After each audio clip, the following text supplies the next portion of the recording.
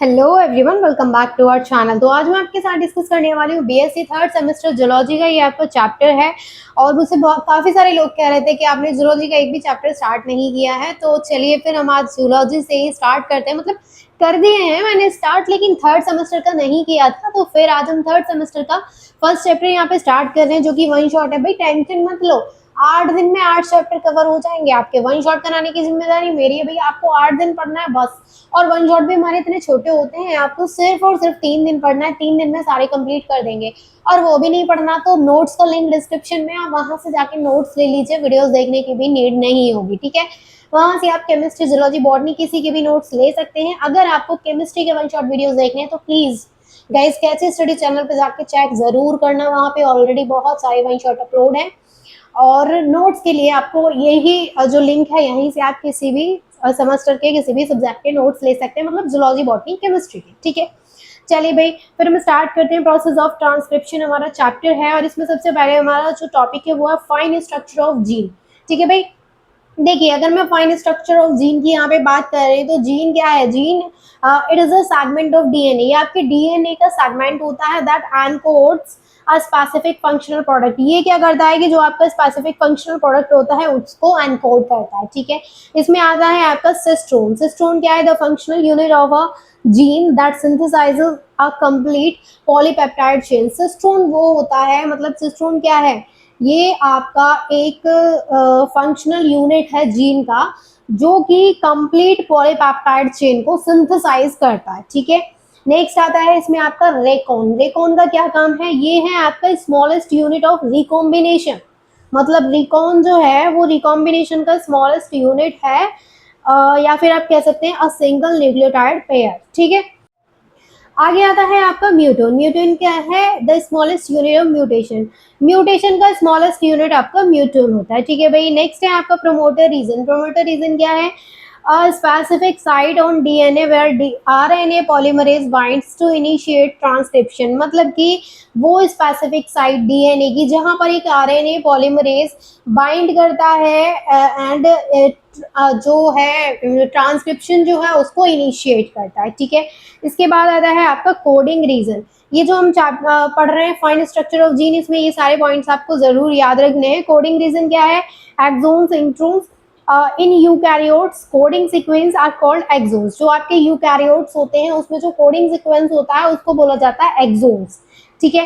And जो non coding sequence होता है उसको बोला जाता है इंट्रोन्स। और जो प्रोकैरियोट्स होते हैं डू नॉट कंटेन इंट्रोन्स। जो आपके प्रोकैरियोट्स होते हैं उनमें इंट्रोन्स नहीं होते हैं। और यूकैरियोट्स के जो कोडिंग सीक्वेंस होते हैं उनको एक्सोन्स बोला जाता है, और जो नॉन कोडिंग सीक्वेंस होते हैं उनको इंट्रोन्स बोला जाता है, ठीक है भाई। आगे है आपका आरएनए पॉलीमरेज। आरएनए पॉलीमरेज में क्या है? RNA polymerase is the enzyme responsible for कॉपिंग a DNA sequence into RNA. RNA polymerase आपका एक एंजाइम होता है जो कि रिस्पॉन्सिबल होता है कॉपिंग a DNA sequence into RNA. मतलब आरएनए में जो डीएनए सीक्वेंस को कॉपी करने के लिए रिस्पॉन्सिबल होता है वो एंजाइम आपका आरएनए पॉलीमरेज होता है। और आज इसमें आपको पढ़ना है प्रोकैरियोट्स। तो प्रोकैरियोट्स जो होते हैं आपके contain only a single type of RNA polymerase. मतलब आरएनए पॉलीमरेज अगर हम पढ़ रहे हैं तो उसमें हम प्रोकैरियोट्स और यूकैरियोट्स के बारे में भी पढ़ेंगे कि इनमें कौन कौन से आपके आरएनए पॉलीमरेज प्रेजेंट होते हैं। तो प्रोकैरियोट्स में एक ही टाइप के आपके आरएनए पॉलीमरेज प्रेजेंट होते हैं, जो कि आपके इस टाइप के होते हैं, ठीक है। और यूकैरियोट्स की अगर मैं बात करूं तो इसमें मेन 3 टाइप्स के आरएनए पॉलीमरेज प्रेजेंट होते हैं। मतलब 3 टाइप के पाए जाते हैं इसमें। एक होता है आरएनए पॉलीमरेज फर्स्ट, दूसरा है आरएनए पॉलीमरेज सेकंड, तीसरा है आरएनए पॉलीमरेज थर्ड। अब ये जो फर्स्ट है ये क्या करता है? Synthesises RNA. ये आरएनए को सिंथेसाइज करता है। और जो आरएनए पॉलीमरेज सेकंड है वो आपका एमआरएनए एंड एसएनआरएनए को सिंथेसाइज करता है। और जो आपका आरएनए पॉलीमरेज थर्ड है वो आपका टीआरएनए एंड जो आपका आरआरएनए है उसको सिंथेसाइज करता है। 5s आरआरएनए है उसको सिंथेसाइज करता है, ठीक है। नेक्स्ट आपका जो इसमें टॉपिक आता है वो है ट्रांसक्रिप्शन फैक्टर एंड मशीनरी। ये भी आपके आपके देखो जितने भी टॉपिक है ना सिलेबस में सारे कंप्लीट कराने की जिम्मेदारी मेरी है, अच्छे से पढ़ने की जिम्मेदारी आपकी है। तो नेक्स्ट टॉपिक हमारा है यहाँ पे ट्रांसक्रिप्शन फैक्टर एंड मशीनरी। तो ट्रांसक्रिप्शन फैक्टर मशीनरी जो होते हैं ये क्या करते हैं? सिंप्लीफाई डाउन करते हैं हेल्पर प्रोटीन्स को एंड जो आपके मॉलिक्यूलर टूल्स की जो नीड होती है to turn a gene on, तो उसमें ये हेल्प करते हैं and copy its DNA into RNA, मतलब डीएनए को कॉपी करते हैं आरएनए में। तो ये काम होता है आपके जो ट्रांसक्रिप्शन फैक्टर इन मशीनरी होते हैं। इसमें नेक्स्ट है think of RNA polymerase as the main construction worker, मतलब आरएनए पॉलीमरेज के बारे में अगर आप सोचेंगे तो ये क्या है, मेन कंस्ट्रक्शन वर्कर है। Transcription factor are the blueprint reader, आप कह सकते हैं कि जो आपके ट्रांसक्रिप्शन फैक्टर होते हैं ये ब्लूप्रिंट रीडर होते हैं and guides that show the worker exactly where to start working, मतलब ये आपके एक ब्लूप्रिंट रीडर है एंड ये गाइड करते हैं वर्कर को कि एग्जैक्टली आपको कहाँ से वर्क स्टार्ट करना है। ठीक है भाई, आगे आता है इन प्रोकैरियोट्स, अगर मैं प्रोकैरियोट्स एंड यूकैरियोट्स की बात करूं तो in prokaryotes they use only one main RNA polymerase enzyme, मतलब हम पॉलीमरेज एंजाइम की बात कर रहे हैं तो जो आपके आरएनए पॉलीमरेज एंजाइम है उसकी बात हो रही है। तो जो आपके प्रोकैरियोट्स होते हैं they use only one main RNA polymerase enzyme. तो इसमें आपका है जैसे सिग्मा फैक्टर, मतलब प्रोकैरियोट ना सिर्फ एक ही टाइप का मेन आरएनए पॉलीमरेज एंजाइम को यूज करते हैं, तो इसमें सिग्मा फैक्टर है आपका। तो ये एक स्पेशल हेल्पर प्रोटीन होता है, जो सिग्मा फैक्टर होता है ना वो एक स्पेशल हेल्पर प्रोटीन होता है that act like a GPS, ये आपके एक जीपीएस की तरह काम करता है। It finds the exact starting line on the DNA, ये क्या करता है डीएनए के पास, डीएनए पर एक एग्जैक्ट स्टार्टिंग लाइन को ढूंढता है एंड वहां पर आरएनए पॉलीमरेज को प्लेस कर देता है and place there RNA polymerase and then leaves once copying start, और जैसे ही वहां पे कॉपी होना स्टार्ट हो जाता है उसका, ये वहां से चला जाता है। ठीक है, इसका इतना सा काम होता है। आगे आता है इसमें रो फैक्टर। रो फैक्टर क्या करता है, हेल्पर प्रोटीन, ये भी एक तरीके का हेल्पर प्रोटीन होता है that act like a stop sign, ये एक स्टॉप साइन की तरह काम करता है। It attaches at the end of the process to help release the newly made RNA strand, ये क्या करता है, ये जो प्रोसेस है it attaches at the end of the process, ये प्रोसेस के एंड में अटैच होता है to help release the newly made RNA strand, तो जो आपका न्यूली मेड आरएनए स्ट्रैंड होता है उसको रिलीज होने में हेल्प करता है, एक तरीके से आपके ऐसे बोल सकते हैं। आगे हम यहाँ पे बात करते हैं यूकैरियोट्स के केस में। अभी हमने प्रोकैरियोट के केस में देखा, तो यूकैरियोट के केस में अभी हमने पहले एक चीज समझी थी कि different types of RNA polymerase यहाँ पे यूज होते हैं। तो different type of RNA polymerase handle different jobs, क्योंकि यहाँ पे डिफरेंट डिफरेंट टाइप के आपके मेनली 3 टाइप के आरएनए पॉलीमरेज यूज हो रहे थे, तो वो डिफरेंट डिफरेंट जॉब करते हैं। जैसे आपका आरएनए पॉलीमरेज 1 है, आरएनए पॉलीमरेज 2 मतलब सेकंड, आरएनए पॉलीमरेज 3rd, तो ये तीनों अलग अलग जॉब करते हैं। तो यहाँ पर जो आपका आरएनए पॉलीमरेज सेकंड है, it is the primary enzyme for making mRNA, यानी ये जो आपका आरएनए पॉलीमरेज सेकंड है ना, ये प्राइमरी एंजाइम है जो कि एमआरएनए बनाने में यूज होता है। ठीक है, आगे बात करते हैं नेक्स्ट हम जनरल ट्रांसक्रिप्शन फैक्टर की।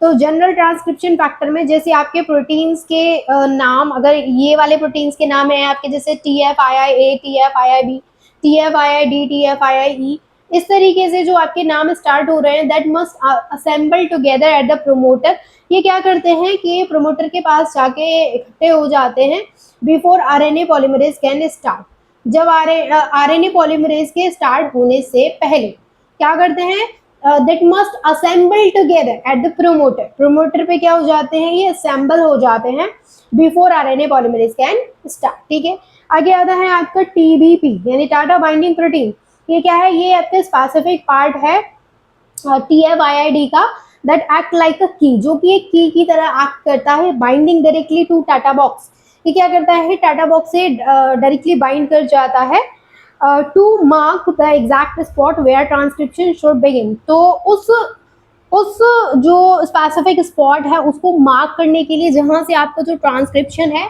वो स्टार्ट होना चाहिए। ठीक है भाई, आगे बात कर लेते हैं नेक्स्ट टॉपिक की, जो कि है आपका फॉर्मेशन ऑफ इनिशिएशन कॉम्प्लेक्स। तो इसमें आता है आपका प्रोमोटर रिकॉग्निशन, ये क्या है, in prokaryotes the promoter region contain the 10 and 35 sequences, in eukaryotes it contain 25 regions, मतलब बोला जा रहा है कि अगर हम प्रोमोटर रिकॉग्निशन की बात कर रहे हैं तो प्रोकैरियोट्स में ये जो आपके रीजन को कंटेन कर रहा है वो 10 and 35 सीक्वेंसेस हैं, और जो यूकैरियोट्स में है वो आपके 25 रीजन को कंटेन कर रहा है, मतलब in eukaryotes it contain only 25 regions. आगे आ जाता है आपका बाइंडिंग। तो इसमें बाइंडिंग का मतलब क्या है कि RNA polymerase binds to the promoter along with transcription factor to form a closed complex. जो आपका आरएनए पॉलीमरेज होता है वो क्या करता है, प्रोमोटर के साथ में बाइंड हो जाता है along with transcription factor to form a closed, कोई क्लोज्ड कॉम्प्लेक्स बनाने के लिए, ठीक है। नेक्स्ट आता है आपका अनवाइंडिंग। अनवाइंडिंग में क्या होता है, the DNA strand unwind to form an open complex. जो आपका डीएनए स्ट्रैंड है वो अनवाइंड हो जाता है और एक ओपन कॉम्प्लेक्स का फॉर्मेशन करने के लिए, ठीक है। Preparing the system for transcription initiation, और सिस्टम को प्रिपेयर करता है ट्रांसक्रिप्शन इनिशिएशन के लिए, ठीक है भाई। अब इस चैप्टर का जो लास्ट टॉपिक है बता देती हूँ आपको, वो है initiation, elongation and termination of transcription in prokaryotes and eukaryotes. लेकिन थोड़ा सा लेंदी है ये topic, but yes this is the last topic of this chapter, ठीक है भाई। चलिए, the three main stage of transcription, initiation, elongation and termination decides how a gene DNA sequences is read and copied into an RNA molecule। बोला जा रहा है जो three stage है ट्रांसक्रिप्शन की, जैसे इनिशिएशन है, elongation है एंड टर्मिनेशन है, ये आपका डिक्टेट करते हैं कि how a gene DNA sequence is read, जो आपका जीन डीएनए सीक्वेंस उसको किस तरीके से रीड किया जाएगा एंड कॉपी किया जाएगा इनटू एन आरएनए मॉलिक्यूल, ठीक है। तो सबसे पहले हम बात करेंगे यहाँ पे प्रोकैरियोटिक ट्रांसक्रिप्शन की, फिर हम यूकैरियोटिक ट्रांसक्रिप्शन की बात करेंगे। तो प्रोकैरियोटिक की करेंगे तो prokaryotic transcription takes place directly in the cytoplasm. ये आपका ना डायरेक्टली साइटोप्लाज्म में टेक प्लेस करता है। A single RNA polymerase enzyme handles all three steps. और यहाँ पे ना सिंगल आरएनए पॉलीमरेज एंजाइम ही तीनों स्टेप को हैंडल करता है, क्योंकि इसमें आपको पता है कि एक ही आरएनए पॉलीमरेज एंजाइम यूज होता है यूकैरियोट्स में, जबकि 3 होते हैं। अब प्रोकैरियोट्स के केस में अगर हम इनिशिएशन की बात करें तो the sigma factor identifies and bind to the promoter region. तो सबसे पहले क्या होता है कि इनिशिएशन में कि जो सिग्मा फैक्टर होता है वो आइडेंटिफाई करता है एंड प्रमोटर रीजन से बाइंड कर जाता है, ठीक है। फिर क्या होता है, RNA polymerase join to form a closed complex. RNA polymerase join होके एक क्लोज्ड कॉम्प्लेक्स का फॉर्मेशन करते हैं and enzyme unwind the DNA around the tan region to form an open complex and synthesize the first few RNA nucleotides। बोला जा रहा है कि जो आपका एंजाइम है वो अनवाइंड हो जाता है, unwind the DNA around the tan region, और ये आपका ओपन कॉम्प्लेक्स बना देता है एंड ये आपके फर्स्ट फ्यू आरएनए न्यूक्लियोटाइड को सिंथेसाइज करते हैं, ठीक है भाई। आगे बात करते हैं तीसरे पॉइंट की, जो कि है elongation. The sigma factor detaches once RNA chain length reaches 10 nucleotide. तो जो सिग्मा फैक्टर है वो डिटैचेस होता है once RNA chain length reaches 10 nucleotide and the core RNA polymerase moves down the template strand reading DNA।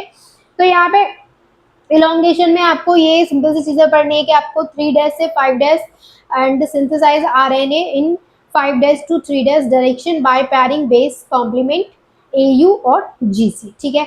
आगे है आपका next जो लास्ट है वो है टर्मिनेशन। एंड इसके बाद ये टर्मिनेशन है, तो इसमें आप 2 पॉइंट है इसमें, एक तो आपका रो इंडिपेंडेंट है और दूसरा रो डिपेंडेंट है। उन दोनों को कर लीजिएगा, मैं आपको दिखा रही हूँ, ये रो इंडिपेंडेंट वाला है और ये आपका रो डिपेंडेंट वाला है, तो इन दोनों को कर लीजिएगा टर्मिनेशन में, ठीक है। आगे बात कर लेते हैं यूकैरियोटिक ट्रांसक्रिप्शन की। तो आपको इसमें पता है कि आपके 3 जो आरएनए पॉलीमरेज हैं वो यूज होते हैं। तो eukaryotic transcription occurs inside the nucleus, ये आपके न्यूक्लियस के अंदर होता है using RNA polymerase second for mRNA and required multiple general transcription factor. तो इसमें अगर मैं इनिशिएशन की बात करूं, क्योंकि इसमें भी आपको सेम वाली चीजें पढ़नी है, इनिशिएशन, इलॉन्गेशन, टर्मिनेशन। तो इनिशिएशन में आपको बस यही प्रोटीन के नाम, मतलब ये आपको पढ़ने हैं जो अभी हमने लास्ट पढ़े थे कि टीबीपी जो आपका पार्ट ऑफ टीएफआईआईडी है binds to the TATA box, वो टाटा बॉक्स के साथ में बाइंड हो जाता है। और जो फैक्टर है आपका TFIIA, TFIIB, RNA polymerase second plus TFIIF, TFIIE and TFIIH assemble in the sequence to form the pre initiation complex. ये इस सीक्वेंस में असेंबल हो जाते हैं कि आपके प्री इनिशिएशन कॉम्प्लेक्स का फॉर्मेशन करते हैं, ठीक है। और ये फिर आपको इसी के बारे में बोला जा रहा है, तो इसको आप पढ़ लेंगे खुद से। तो कुछ चीज़ें आपको इसलिए भी दी जाती हैं कि अब आप इतने बड़े हैं, तो अब मैंने सोचा है कि मैं आपको थोड़ा-थोड़ा होमवर्क ज़रूर दिया करूँगी, मतलब चीज़ों को थोड़ा-थोड़ा छोड़ दिया करूँगी, ताकि आप खुद से वहाँ पे दिमाग लगाएँ। क्योंकि हमारे जो टीचर्स थे, मतलब अभी भी हैं, लेकिन अब मेरे कांटेक्ट में नहीं है, बट यस हैं तो अभी भी। तो वो लोग ना हमारे लिए ऐसे ही करते थे कि चीज़ें आधी समझा देते, आधी हमारे ऊपर छोड़ देते थे, ताकि चीज़ों को हम खुद से दिमाग लगाएं, क्योंकि जब भी वो पूरी एक्सप्लेनेशन दे देते तो हमें दिमाग लगाने की जरूरत ही नहीं कि क्या हुआ क्या नहीं हुआ, ना हमें गूगल चेक करने की जरूरत पड़ती थी। लेकिन जब वो दे देते थे तो हमें गूगल भी चेक करना पड़ता, यूट्यूब भी चेक करना पड़ता, एंड देन हमें फिर वो चीज़ें कंप्लीट करके दूसरे दिन लेके जानी पड़ती थी। भले ही आप मेरे पास नहीं लेके आ रहे हैं, लेकिन आप अपने साथ ईमानदारी निभाइए। ज़रूरी नहीं है कि हर चीज़ आप किसी को दिखा रहे हैं तभी आप उसको कर सकते हैं। आप खुद के साथ जितना ऑनेस्ट रहेंगे, आप खुद के साथ जितना ईमानदारी निभाएंगे, वो ज़िंदगी में आपके हमेशा काम आएगी। अपना अगर टेस्ट दे रहे हैं ना पूरी ईमानदारी के, ज़रूरत नहीं है कोई आपका टेस्ट आके चेक करे, आप खुद ही टीचर बन जाओ, खुद ही स्टूडेंट बन जाओ, किसी की नीड है ही नहीं। आप सिर्फ अपने साथ ईमानदार रहिए, बाकी चीज़ें आप इतना टेंशन लेने की ज़रूरत नहीं है कि ट्यूशन होता है तभी पढ़ते हैं, ऐसा कुछ नहीं है।